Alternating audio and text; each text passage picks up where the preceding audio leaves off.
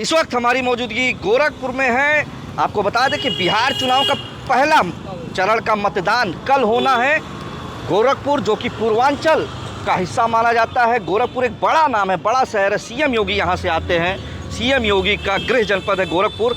ऐसे में क्या लगता है, क्योंकि बिहार चुनाव को यूपी चुनाव का सेमीफाइनल कहा जा रहा है, और क्या इसका असर पड़ेगा पूर्वांचल के क्षेत्र में, गोरखपुर में क्या असर पड़ेगा, हम कुछ लोगों से बात करेंगे और जानने की कोशिश करेंगे कि क्या वाकई में बिहार चुनाव के आने वाले परिणाम पूर्वांचल में या यूपी के चुनाव में असर करेंगे। हमारे साथ कुछ लोग हैं बात करने के लिए। हम इन्हीं से जानेंगे। क्या नाम है भाई साहब आपका? मेरा नाम आशीष मिश्रा है। कहाँ के रहने वाले हैं? हम यहीं गोरखपुर के हैं। गोरखपुर के रहने वाले हैं। बिहार के पहले चरण का मतदान कल होना है।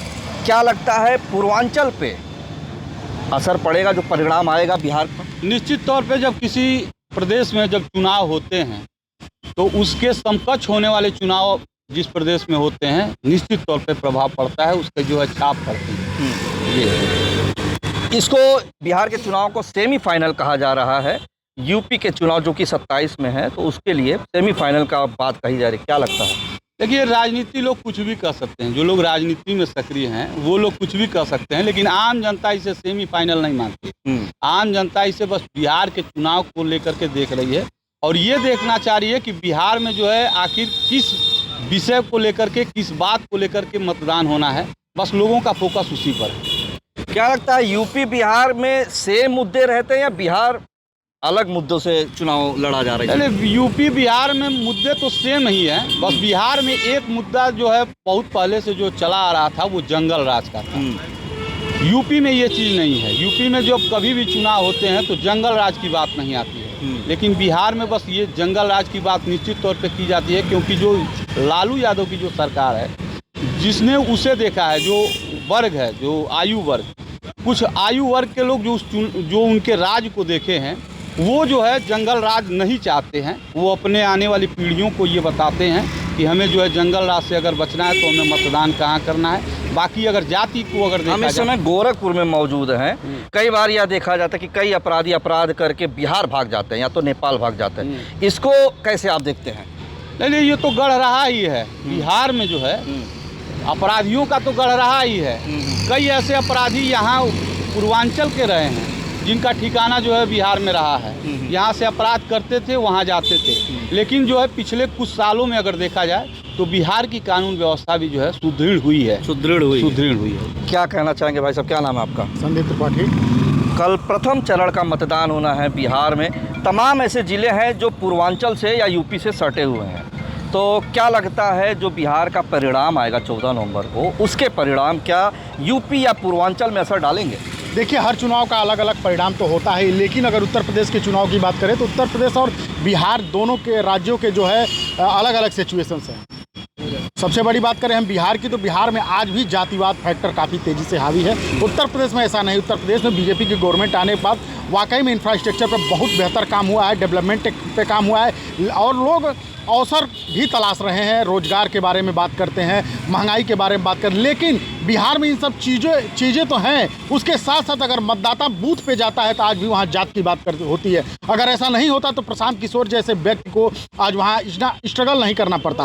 उन्होंने रोजगार, शिक्षा, डेवलपमेंट हर चीज़ की बात कर रही हैं, लेकिन कहीं न कहीं देखा जाए आज भी उस जातिवाद की जो बेड़ियां हैं उसको काट नहीं पाए। तो बिहार का जो इलेक्शन है उत्तर प्रदेश के इलेक्शन से कोई तुलना नहीं है। उत्तर प्रदेश अब दूसरे वेग में चल रहा है। डेवलपमेंट के साथ साथ उत्तर प्रदेश और बिहार की जो सिचुएशन है दोनों में ज़मीन आसमान का फ़र्क हो गया है। बिहार चुनाव में बिहार सकुशल, साफ तरीके से, निष्पक्ष तरीके से संपन्न करा ले, ये भी बहुत बड़ा चैलेंज है प्रशासन के लिए, निकाय चुनाव मतलब निर्वाचन अधिकारियों के लिए। क्या लगता है यूपी और बिहार को कैसे देखते हैं आप? देखिए, दोनों चूँकि सीमावर्ती हैं और एक दूसरे से जुड़े हुए हैं। अगर इलेक्शन के परिणामों की बात की जाए तो पूरे देश में कोई भी राज्य हो तो वहाँ राष्ट्रवादी सरकार और विकासशील सोच वाली सरकार होनी चाहिए। अगर बिहार में एक सुदृढ़ सरकार का निर्माण होता है तो जो भी वहाँ पर आतंकवाद हैं या अपराध हैं, इस तरह की माफियागिरी है, गुंडागर्दी है, उस पर लगाम लगेगा तो हम लोग भी सेफ रहेंगे। कैसे सुदृढ़ सरकार मिलेगा? अनंत सिंह मोकामा से प्रत्याशी हैं,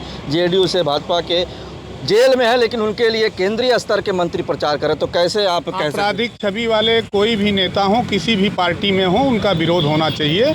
जो विकासशील सोच का हो, सबको साथ लेके चले, उसी का समर्थन करना चाहिए। साफ तरीके से, स्वच्छ तरीके से क्या बिहार में चुनाव हो रहा है या करवा पाएगा सरकार? हाँ, करा ले जाएगा। बिल्कुल स्वच्छ और साफ चुनाव हो रहा है और रिजल्ट भी हमको लगता है कि वो राष्ट्रवादी नतीजों के अनुकूल ही आएंगे। और रही बात तो बिहार और उत्तर प्रदेश के इलेक्शन का, उत्तर प्रदेश पे कोई प्रभाव मेरे हिसाब से नहीं पड़ने वाला है, क्योंकि उत्तर प्रदेश की जनता अब पूरी तरह से योगीमय है। क्या नाम है आपका? अतुल।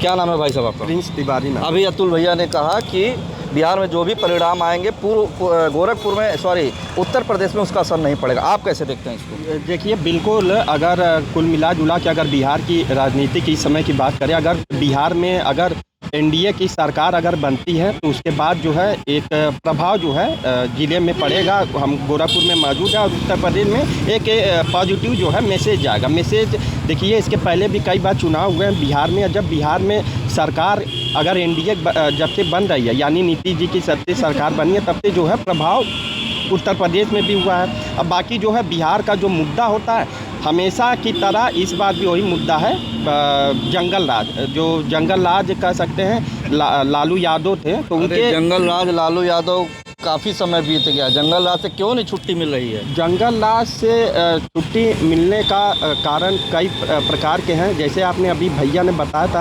आपने जिक्र किया था अनंत सिंह का, तो अपराधी कोई भी हो उसे सज़ा मिलनी चाहिए। और अपराधियों का कोई पार्टी से कोई मतलब नहीं होता, ना उनका जात होता है ना पात होता है। क्या नाम है आपका? हमारा नाम जितेंद्र शाह है। कहाँ रहते हैं? बिहार बिहार घर है। हाँ, बिहार घर है और गोरखपुर में आप काम करते हैं, हाँ, रोजगार बेचते हैं। फल बेचते हैं। क्या लग रहा है आपके बिहार में चुनाव चल रहा है, आप गोरखपुर में रोजगार कर रहे हैं, कितना असर पड़ेगा? इसी के लिए तो हम लोग बदलाव चाहते हैं। बदलाव चाहते हैं? हाँ, क्या चाहते हैं बदलाव चाहते हैं, दूसरा सरकार बने। अभी नीतीश सरकार है तो ये बदलना चाहिए, यही आप कहना चाहते एकदम बदलना चाहिए। हैं? एकदम बदलना चाहिए, क्योंकि आप लोगों को अपने राज्य से बाहर जाके गोरखपुर में काम करना पड़ा, इसलिए हर जगह काम करना पड़ता है, जाके धक्के खाना पड़ता है। धक्के खाना पड़ता है। ये नहीं होना चाहिए, ये नहीं होना चाहिए, बदलाव होना चाहिए। बदलाव हाँ, ये परिस्थितियाँ बदलनी चाहिए। बदलनी चाहिए, बिल्कुल। क्या नाम है भाई साहब आपका? हमारा बालकनाई सा नाम हैं? बालकनाई सा, कहाँ के रहने वाले हैं? बिहार बेतिया जिला से। बेतिया जिले से। कल पहले चरण का चुनाव हो रहा है आपके बिहार में, हम पूर्वांचल के गोरखपुर में खड़े हैं, क्या लगता है असर पड़ेगा बिहार चुनाव पे? एकदम असर पड़ेगा। हाँ, अब रह गई पहले वाला बात, जंगल राज वाली बात, तो वो बात नहीं होना चाहिए। और उससे बहुत मतलब लोग घृणा करता था। अब वो कुछ दिन हो गया, लेकिन अभी बदलाव होना है तो होगा। हाँ, अब उससे मतलब बहुत डाउन हो गया है। सरकार भी सुधर गई है, लेकिन बदलाव फिर भी होना है। बदलाव होना है। तो आप तस्वीरें देख रहे थे गोरखपुर से, जहां पर हमने कुछ लोगों से बात किया और जानने का प्रयास किया कि जो बिहार चुनाव के जो पहले चरण का मतदान कल होना है, इसके बाद परिणाम आने हैं, और गोरखपुर के साथ साथ पूर्वांचल और साथ ही साथ उत्तर प्रदेश में क्या उन चुनाव के परिणामों के असर देखने को मिलेंगे, तो मिली जुली प्रतिक्रिया देखने को मिलेगी। रवि गुप्ता, यूपी तक के लिए, गोरखपुर।